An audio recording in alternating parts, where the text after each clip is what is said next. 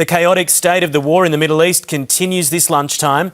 Donald Trump says the United States and Iran will return to the negotiating table for another round of peace talks in Qatar tomorrow.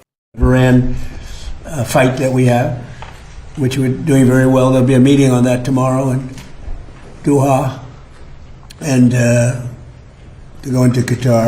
I think they've already left, or they're just about getting ready to leave. So we'll see how that goes. But we're doing very well on that front. But the በቅርብ ጊዜ ውስጥ በዓለም አቀፍ ደረጃ የተከሰተው የኢነርጂ እጥረትና የኢኮኖሚ ስብራት የመጣው በመካከለኛው ምስራቅ በተቀሰቀሰው አስከፊና አውዳሚ ጦርነት ምክንያት ነው። የዚህ ችግር ትልቁ ምክንያት ተደርጎ የሚወሰደው ደግሞ የጦርነት ሜዳው በዓለም አቀፍ የነዳጅ መተላለፊያ በሆነው የሆርሙዝ ወሽመጥና የዓለምን ከፍተኛ ነዳጅ አምራችና ላኪ በሆኑት የአረቡ ሀገራት መሆኑ ነው። ዓለም ላይ የተደቀነው የነዳጅ እጥረትና የኢኮኖሚ ስብራት ከገባበት ችግር እንዲወጣ አሜሪካና እስራኤል በጥምረት በኢራንና በሊባኖስ ላይ የሚያደርሱት አውዳሚ ጦርነት የሰላም ስምምነት የሚመጣ ከሆነ በአሁኑ ወቅት በዓለም ላይ የተጋረጠው አስከፊ ችግር ተቀርፎ የተሻለ መፍትሄ ይመጣል ተብሎ ይጠበቃል። ይህንንም ዓለም አቀፍ ቀውስ ለመፍታት በቅርብ ጊዜ እየተደረጉ ያሉ የሰላም ስምምነቶች ትልልቅ ለውጦችን እያሳዩን ነው። በተለይ በፓኪስታን አሸማጋይነት የተመቻቸውና የአሜሪካው ፕሬዝዳንት ዶናልድ ጄ ትራምፕ እንዲሁም የኢራኑ ፕሬዝዳንት መሱድ ፔዜሽኪያን ያደረጉት የ60 ቀን የተኩስ አቁም የሰላም ስምምነት አንዱ ነው።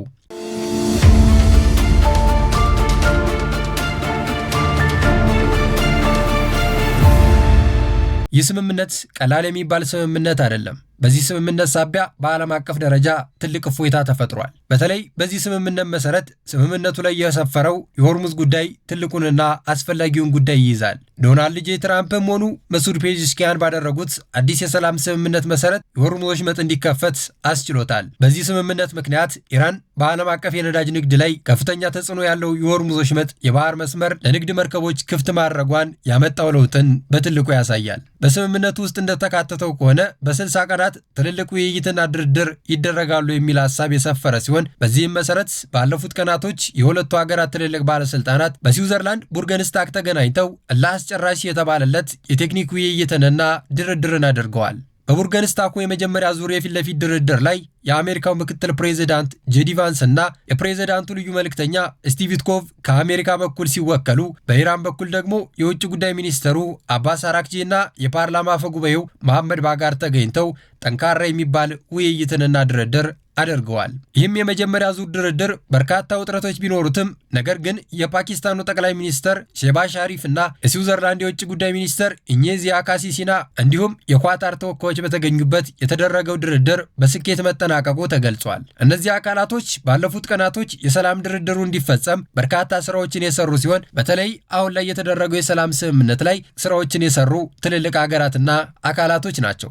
አሁን ላይ ደግሞ የሁለተኛ ዙር ድርድሩን ዓለም በልዩ ትኩረት እየጠበቀው ነው። ሁለተኛ ዙር ድርድር የሚደረገው ደግሞ ባለፉት ቀናቶች በመካከለኛው ምስራቅ በተነሳው ጦርነት ጉዳት በደረሰባትና እንዲሁም በግጭቱ ውስጥ ሆና ሳይቀር ሁለቱ ሀገራትን ለማደራደር ስትሰራ በነበረችው ኳታር ነው። ባለፉት ቀናቶች ሁለቱ ሀገራት የሰላም ስምምነት እንዲያደርጉ ከፓኪስታን መንግስትና ከሌሎች ዓለም አቀፍ ተቋማት እንዲሁም ከሌሎች ሀገራት ጋር በመሆን በርካታ ስራዎችን ስትሰራ ቆይታለች። ይህ ስራዋ አሁን ላይ ፍሬ ያፈራ ይመስላል። ሁለተኛ ዙሩን የፊት ለፊት ውይይት ለማድረግ ኳታር ሽር ጉድ እያለች ነው። በዚህም የአሜሪካና የኢራን ተደራዳሪ በኳታር መዲና ዶሃ እንደሚገኙ የአሜሪካው ፕሬዝዳንት ዶናልድ ጄ ትራምፕ በትሩዝ ሶሻል ገጻቸው ላይ ባሰፈሩት ጽሑፍ ገልጸዋል። በነጩ ቤተ መንግስትም ሆነው ስለ ዶሃ ውይይት እንደገለጹት ኢራን ባለፈው ሳምንት የተከሰተው የጥቃት ልውውጥን ተከትሎ በዶሃ ስብሰባ እንዲደረግ ጠይቃለች ያሉት ፕሬዝዳንቱ በኢራን ጥያቄ መሰረት ሁለተኛ ዙር ድርድር በኳታር እንደሚደረግ ትራምፕ ገልጸዋል። የዋይት ሃውስ ቃል አቀባይ ካሮሊን ሌቪት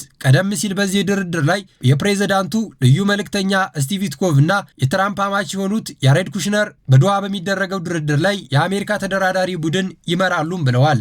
ልዩ መልእክተኛዋ ስቲቭ ዊትኮቭ እና ያሬድ ኩሽነር በዚህ ሳምንት የመግባቢያ ስምምነት ላይ መወያየታቸውን በመግለጽ ዓለም በተስፋ ለሚጠብቀው የቴክኒክ ድርድር ወደ ኳታር ይጓዛሉ ስትል ለፎክስ ኒውስ ቃል አቀባዋ ገልጸዋል።